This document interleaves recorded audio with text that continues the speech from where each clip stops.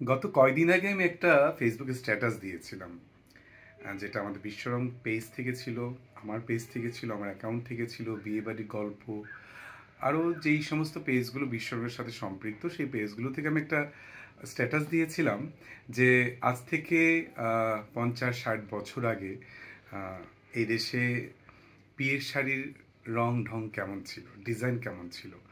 তো স্ট্যাটাস দেওয়ার সাথে সাথে আমি আসলেই আবেগে আপ্লুত। এত রেসপন্স পাবো আমি কখনো স্বপ্নেও ভাবি নাই।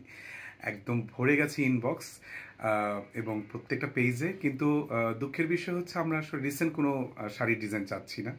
আমরা চেয়েছিলাম 70-এর দশকে, 80-র দশকে বা এরও আগে যাদের বিয়ে হয়েছে তাদের শাড়ির ডিজাইন কেমন ছিল, রং কেমন ছিল, তখন কীরকম শাড়ি চলতো সেটা দেখার জন্য। যাই হোক, অগণিত মানুষ ছবি পাঠিয়েছেন, ইনফরমেশন দিয়েছেন। তো কালকে বনশ্রী শোরুমে আপনারা আসবেন আপনাদের শাড়ির কালেকশন নিয়ে।